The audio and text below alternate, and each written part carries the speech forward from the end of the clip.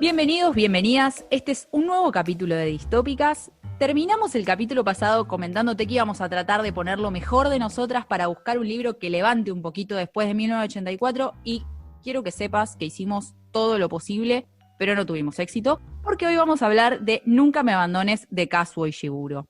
Mi nombre, como ya a esta altura sabés de memoria, es Celeste Motesi y me acompaña, por supuesto, Leti Pautacio. Hola, ¿cómo está? Yo bien, la verdad es que con este libro quedé como un poco extrañada. A ver, empecemos por algún lado. Es un libro que casi que de distópico no tiene mucho, ¿no? Salvo unas palabras, al principio es como medio raro.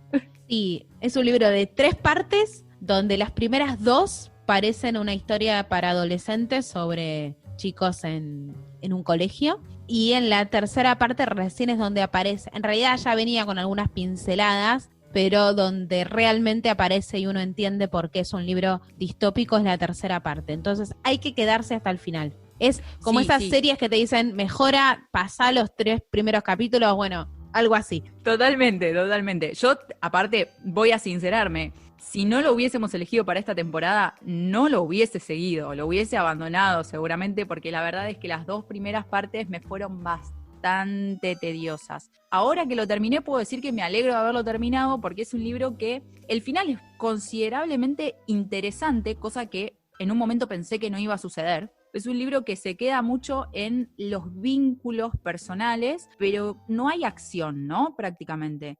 Cuando iba pasando las páginas, digo, bueno, esto no me está llevando a ningún lado. Y la verdad es que me sorprendió gratamente, vamos a decirlo así. Así que si lo abandonaste, te alentamos a leerlo, a terminarlo, para que puedas discutir con nosotras algunos temitas que quedan ahí al final.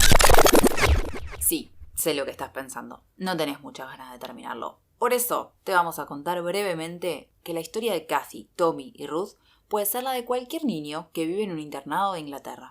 Si no fuera porque son clones y porque su escuela, Hailsham, no se parece nada a la de sus pares. Ahí aprenden arte y cultura, pero fundamentalmente entablan relaciones y se forman como personas. Su destino, ser donantes de órganos, aparece primero como tabú y luego como una broma. Pero cuando se vuelve realidad es cuando todos los personajes empiezan a entender por qué nadie les quiso hablar antes de eso. La explicación vendrá de la mano de la señorita Emily, la directora del colegio y una de las impulsoras de este experimento junto con la misteriosa Madame. En esta historia, acompañamos a Kathy, Tommy y Ruth en un viaje personal y a través de Inglaterra, en el que se ponen en juego las expectativas, los sueños y un mundo que descubrió la cura para el cáncer a costa de personas que viven y sufren por la salud de todos. Mientras tanto, la sociedad mira para otro lado. Continuemos. Quedan ahí al final, que pueden ser de interés. Me parece que como disparador, pero me da la sensación también de que esta forma de escritura es un poco a propósito, ¿no? No sé si a vos te pasó lo mismo, Leti, pero me da la sensación de que el autor tuvo como cierta intención al escribirlo de esta forma, porque más que 1 o 2 palabras que te tira así durante las primeras partes, no tenés mucho más datos. Decís, pero esto es una novela de iniciación común, de la historia de 3 chicos en un colegio. Está escrito de esa manera para recorrer junto con la protagonista, porque es un libro en primera persona. Entonces, digo, bueno, nos estamos enterando de todo al mismo tiempo que se está enterando la protagonista. Entonces, me parece que ahí hay un valor, porque el final, donde explica mucho por qué los chicos vivieron ciertas cosas en Hailsham, en ese final es donde uno empieza a entender por qué esas 2 primeras partes. Y ahí está la riqueza, porque lo sentimos como lector de la misma manera que lo siente la protagonista, por lo menos es la sensación que tuve yo, ¿no? Y si queríamos levantar el libro, bueno, te decimos, el final hay que leerlo porque es revelador, es muy interesante, pero no vas a levantar porque es un final como nos gusta a nosotras, donde las cosas no terminan como uno quisiera. Es un final de resignación, uno más. Uno más, sí. Este libro fue publicado en 2005 y vamos a destacarlo porque lo merece. Es el único autor de esta temporada que ha sido galardonado con el Premio Nobel de Literatura en 2017. Lo que sí, como decía antes, nos deja algunos temitas interesantes. El primero, que es el que lo hace distópico y por eso vamos a empezar por ahí, vamos a empezar de atrás para adelante, digamos, es el tema de los clones, ¿no? Y el tema de el costo del avance científico. me pareció hasta jugado, porque creo que se lo puede aplicar a un montón de otras cosas. En este caso hablamos de clones, pero siempre es una pregunta incómoda en pos de que la ciencia avance y tenga desarrollos que mejoren la vida de las personas. ¿Qué es lo que sufre en el medio, no? Hay toda una cantidad de dilema moral y ético que aparece ahí al final, y justamente es lo que decíamos que explica un poco lo que sucede en Hailsham o el porqué de Hailsham, ¿no? Todo se reduce a por qué Hailsham, por qué ese colegio, que era único o en realidad había 2 o 3 colegios similares, pero era dentro de los colegios donde iban estos clones, era especial. ¿Y por qué era especial? Por cómo se los educaba, por cómo se los trataba, porque la teoría que tenían estas personas que manejaban Hailsham y que nos enteramos al final, era que había que protegerlos de su destino, que era ser donantes de órganos. Habría que tratarlos como si fueran unas personas normales y fundamentalmente había que demostrar que tenían alma, porque la sociedad da un paso al costado. Trata de no ver lo que está realmente sucediendo, de dónde salen esos órganos que ayudan a las personas, que estaban pasando por una enfermedad y necesitaban un trasplante. Entonces, me parece interesante porque en esa idea que puede parecer muy, muy lógica o muy bien intencionada, en realidad, creo que quizás terminan produciendo el efecto contrario muchas veces, ¿no? Porque el tema de las donaciones, como decías vos, no está hablado en el libro, pero porque tampoco lo hablan los propios personajes. Y nosotros estamos viendo el libro a través de los ojos de esos personajes. Ellos saben un poco cuál va a ser su destino, pero lo esconden, no lo aceptan tal cual, no lo terminan de entender muy bien. Es como que se van un poco dando cuenta a medida que va pasando. Y también pasa lo mismo al final, porque Tommy le dice a Kath, que es nuestra protagonista, Tommy le dice, vos no lo entendés porque no sos donante. Y es como esta sensación de no entender qué se está viviendo hasta no pasar por esa situación.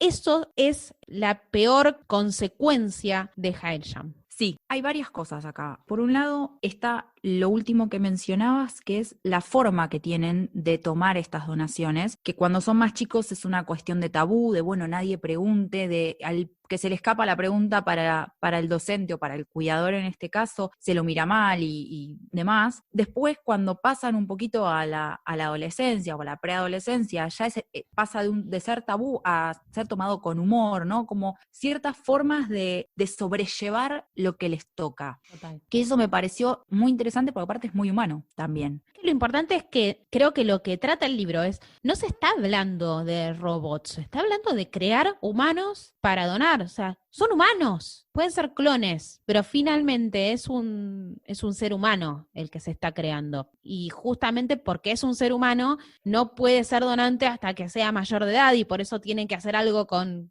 ese ser humano mientras crece y por eso lo ponen en estas instituciones. No lo explica el libro, pero estamos haciendo suposiciones, ¿no? Clones no se crean adultos de un día para el otro, entonces terminan haciendo el recorrido que hace cualquier chico normal, y es lo que muestra el libro en las primeras 2 partes, ¿no? Que finalmente, y es un poco lo que querían demostrar en Hailsham, que son personas que tienen alma. Y entonces ahí es donde se abre el debate. Si tienen alma, pueden ser donantes. ¿Es válido hacer esto por conseguir erradicar ciertas enfermedades? Bueno, por eso decía hace un ratito que siempre es una pregunta incómoda. Esto se puede emparentar con la ética detrás de la investigación científica. ¿Qué hacemos? ¿Probamos en animales? ¿No probamos en animales? ¿Qué animales? Porque también es una discusión. ¿Qué protocolos se crean? Por eso me llamó la atención y me pareció hasta atrevido tocar este tema, que es un tema bastante complejo. Y aparte, en las últimas 20 páginas del libro, ¿no? Pero más allá de que vos preguntabas el porqué de Hailsham, ¿no?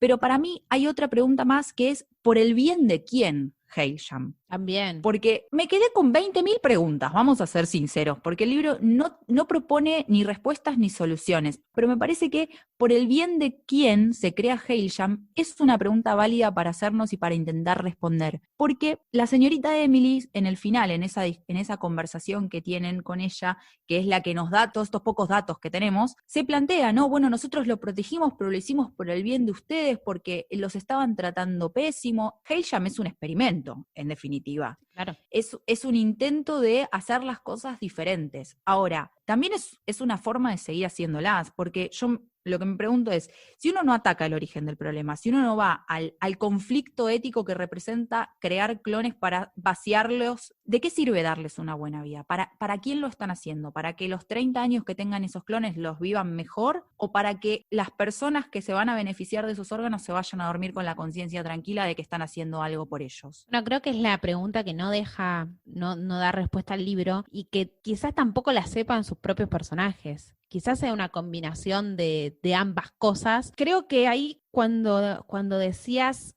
para el bien de quién, tiene un poco que ver con algo que comentaba hace muy poquito, que era que realmente termina teniendo un efecto contrario, ¿no? El no hablar de las donaciones de forma abierta termina teniendo el efecto contrario y quizás se lo hubiesen tomado de otra manera o lo hubiesen vivido diferente si estaban más preparados para eso desde el momento uno. No lo sabemos en realidad, porque en las cuestiones humanas este es el gran problema, ¿no? Y quizás aquí sería mejor conversarlo con algún psicólogo, pero la sensación es esa, ¿no? Tenemos alguien que pueda tener unas muy buenas intenciones, intentando hacer las cosas de forma distinta y tratando a los clones como seres humanos, a ver qué pasaba, un poco tratar de entender y tratar de demostrarle a la sociedad otra cosa, porque hay mucho también de eso. Cómo Hailsham podía ayudar a poner sobre la mesa en la sociedad el tema de las clonaciones, porque lo que se dice en todo el libro es que la sociedad miraba hacia otro lado. Y acá hay un parrafito que me gustaría leer porque más o menos explica lo que veníamos diciendo. Por incómoda que pudiera sentirse la gente en relación con vuestra existencia, lo que le preocupaba era que sus hijos, sus esposas, sus padres, sus amigos, no murieran de cáncer, de enfermedades neuromotoras o de corazón, de forma que durante mucho tiempo se mantuvo en sombra y la gente hacía todo lo posible para no pensar en vuestra existencia. Y si lo hacían, trataban de convencerse a sí mismos de que no erais realmente como nosotros, de que erais menos humanos y por lo tanto no había que preocuparse. Mucho de lo que hacía Hailsham era tratar de buscar formas, y por eso la galería y por eso las pinturas que le hacían hacer a los chicos y la formación en artística, era tratar de demostrar que tenían algo más allá de ese cuerpo que iba a ser desmembrado en el futuro para utilizar los órganos. Ahí había obviamente una idea bastante interesante y bastante positiva. El tema fundamental que hay que atacar es ese, ¿no? ¿Es válido hacer clones? ¿Criar por X cantidad de tiempo a los chicos para después quitarle los órganos hasta que mueren y seguir quitándole los órganos? Bueno, ese tema fundamental un poco lo querían poner sobre la mesa, pero medio tímidamente también. Sí, pensaba en el párrafo que elegiste y justo antes también menciona que estos avances se dieron después de la guerra en los 50 y que como que sucedieron muy rápidamente, ¿no? Entonces cuando la gente empezó un poco a tomar conciencia de lo que sucedía, ya estaba en marcha y decidieron tomar la postura que nos decía las líneas que leías recién. Esto de mirar para otro lado, de tratar de que, bueno, esto no pasa, o de encontrar argumentos por los cuales no era tan importante lo que estaba sucediendo. No tienen alma. Entonces, listo, se les puede hacer esto porque carecen de alma, algo que ya vimos en la historia también, ¿no? Ahora, también pienso en que la postura de la señorita Emily puede ser tranquilamente como una sensación de, bueno, esto es lo mejor que podemos hacer, ¿no? De para atrás no podemos volver porque ya la gente se cura de cáncer y se cura de todas las enfermedades que les da la posibilidad de curarse el trasplante de órganos, entonces para atrás no podemos volver, porque esto deshacerse no se puede deshacer. Si yo ya tuve este beneficio, no va a ser tan fácil que diga, bueno, a partir de mañana adquiridos. Exactamente, me vuelvo a morir de cáncer. Es un poco difícil. Entonces, volverte a morir por empezar es medio difícil. Bueno, tengo la posibilidad nuevamente. Me da la sensación de que Emily un poco tiene esta postura de lo mejor que podíamos hacer era darles una vida, por más corta y limitada que sea. Y me parece, porque aparte ella después lo dice y también me llamó la atención diciendo, bueno, ustedes se criaron pensando que son niños normales, entre comillas, por supuesto, entonces nuestro trabajo estuvo bien hecho. Y yo pienso, que ver, porque nosotros todos los recuerdos de Katy son de clases comunes, de geografía y de cuestiones en el patio, de vínculos con compañeros y de los intercambios, pero no mucho más. Ahora, lo que a mí me llama la atención es que ellos siempre te dicen, nosotros lo sabíamos más o menos de qué iba la cosa, pero no podemos situar el momento en donde nos lo enseñaron. Eso por un lado. Y por otro lado, tienen una actitud muy pasiva al respecto de lo que les sucede.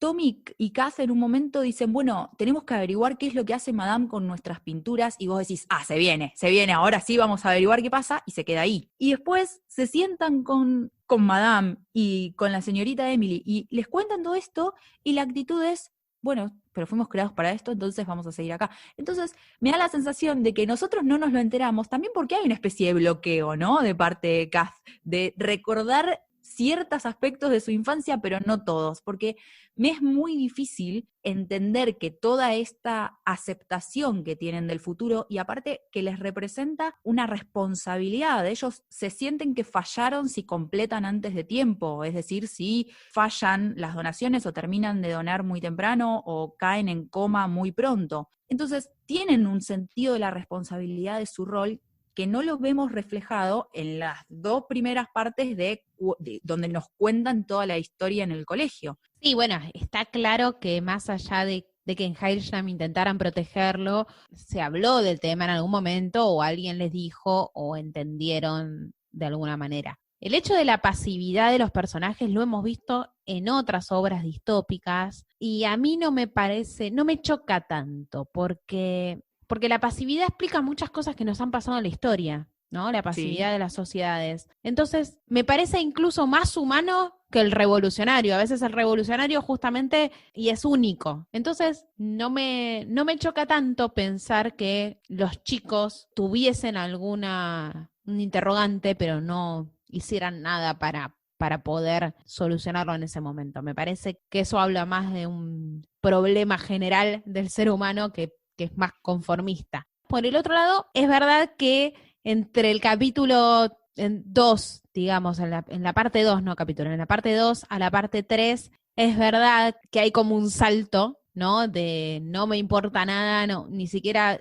estoy consciente de lo que soy bueno, soy donante, pero me parece que se explica en algún punto por no tomar conciencia hasta que no te pasa. Cuando entramos a la parte 3, estamos hablando de una Kat que ya es cuidadora, o sea que ella se encarga de acompañar a los donantes en todo el proceso, entonces también empieza a ser más consciente de qué es lo que está sucediendo ahí. Tenemos a Ruth y a Tommy, los otros dos personajes, siendo donantes ya, entonces también empiezan a transitar todo ese camino. Obviamente que la visión y la forma de acercarse a ese hecho iba a ser completamente distinta a la de los colegios. ¿Cuándo tuvieron la revelación? Bueno, no sé, pero me da la sensación de que no fue mucho antes de empezar a donar.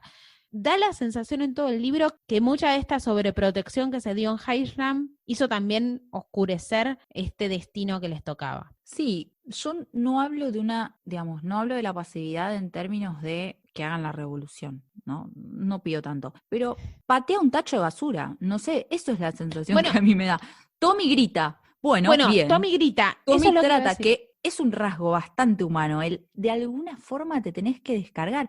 Es gente que no explota en general, no solo en este libro, digamos, ya lo hemos tocado en otros capítulos de la temporada, pero no explotan. Kathy lo acepta. Quizás es como vos decís, lo acepta porque ella todavía no es donante, entonces su rol está en otro lado. Quizás no lo entienda por eso, es verdad. Y si nos ponemos a pensar también, si hacemos un paralelismo entre ser donante en este libro con acercarse a la muerte en la vida, uno siempre piensa que tiene tiempo. Entonces, si lo pensamos desde ese lado, también es bastante humano el agarrar y decir, bueno, total, porque de hecho ellos sabían que iban a ser donantes, pero hacían planes en el secundario. Y en parte los rumores de los aplazamientos que podían tener los alumnos de Hailsham viene un poco también a esto, ¿no? Digo, ¿qué vas a hacer con 3 años de tu vida de aplazamiento para ser donante? Bueno, es comprar tiempo. Es en algún punto los pequeños sueños. A mí me quedó un poco el sueño de Ruth, ¿no? Trabajar en una oficina. Bueno, en 3 años quizás podría haber trabajado en una oficina, ¿no? Si conseguía un aplazamiento, si esos aplazamientos existiesen, porque la verdad es que no existen, pero son chicos que tienen sueños, son chicos que estaban buscando de alguna manera completar esos pequeños sueños. Ya sabían que no iban a tener una vida igual que los demás, pero por lo menos estaban buscando completar esos pequeños sueños. Y fíjense que son tan pequeños que mientras son donantes el sueño es ir a ver el barco que quedó encallado, ¿no? Salir un poco, escapar de ese día a día en el hospital. Pensando en lo que comentabas, otra cosa que me llamó la atención es que Hailsham los educa, pero ellos no tienen mucha idea de cómo funciona el mundo. Como que les falta ese conocimiento del mundo en el que viven y del mundo para el que sirven, digamos, o el mundo que los está usando. Sí, lo que pasa es que ¿qué harían también con ese conocimiento, no? Ahí el tema es, porque ahí volvemos al punto fundamental. Está bien, pero ¿qué hacen con todo el otro conocimiento? No, es que, insisto, para mí el conocimiento de arte, por ejemplo, no tenían que ver con que querían que sean educados en arte, era que querían demostrar que podían ser creativos, que podían tener alma. Desde ya. La educación como educación en sí, de cómo funciona el mundo, de cómo relacionarse, no tenía mucho sentido para el propósito que tenían que cumplir. Y ahí vamos un poco, a mí me recuerda otra vez a Un Mundo Feliz. Tenemos ciertas personas con cierto propósito a la que hay cierta información que no se accede, porque no tiene sentido que lo hagan. No se habla tanto en el libro de esta parte, pero un poco de las dudas que aparecen cuando terminás de leer el libro, si te querés hacer un par de preguntas, es esa, que la estabas planteando recién vos. Bueno, y tiene un sentido, o sea, ¿para qué? ¿Qué podrían haber hecho con eso? Otra vez, como todo el resto de los libros que hemos leído, funcionan para pensar nuestros presentes, ¿no? Y para pensar nuestra propia vida. Esto, si nosotros supiésemos que este va a ser nuestro destino y que está cada vez más cerca, ¿qué haríamos? ¿Cómo lo haríamos? ¿Haríamos algo? ¿Seguiríamos exactamente igual hasta que ese destino llegue de forma inexorable? Es una buena pregunta. La otra pregunta me parece, ¿qué rol tiene la sociedad para aceptar que ciertas cosas sigan pasando, ¿no? ¿Cómo nos manejamos nosotros frente a los temas del mundo? Me parece que acá, en este libro, está hablando de eso, está hablando de cómo las sociedades dan vuelta a la cabeza, miran para otro lado. Están pasando cosas que las sabemos. Las sabemos así como los chicos de Hailsham sabían que iban a terminar siendo donantes, pero se mira para otro lado todo el tiempo. Entonces me parece que este libro habla un poco de eso, habla mucho al final de ese tema, y la parte distópica de los clones en realidad trata de este tema más general. Sí, creo que lo resumiste lo mejor que podíamos. Me parece que con esta frase tenemos que cerrar absolutamente el capítulo porque mejor no se puede decir. Me siento muy Dejémoslo bien abierto. Me parece, yo creo que tenés que sentirte orgullosa de esta conclusión. A mí me parece que así como el libro nos dejó enormes preguntas, nos gustaría también ver qué preguntas les deja a ustedes o qué posibles respuestas encuentran a estas preguntas, ¿no? También, ¿lo vieron desde nuestro punto de vista? ¿Vieron algo que nosotras no vimos? Porque la verdad es que siempre puede suceder, siempre está la posibilidad de que que nos centremos mucho en algún punto y quede fuera otro. ¿Qué preguntas te dejo? ¿Pensás como nosotras? ¿No pensás como nosotras? Bueno, sabes que todo eso nos lo podés contar en redes sociales, en Instagram y en Facebook somos Distópicas Podcast, en Twitter somos @distópicas_. También nos podés escribir a nosotras de forma particular. Mi Twitter es @mariaceleste con 2E al final. ¿Y el tuyo, Leti? @letipautación. Muy bien, lo dejamos acá, ¿te parece? Ya está, ya me lucí, así que vamos a cerrar ahora el podcast. Muchas gracias a todos por estar ahí atentos a estos podcasts.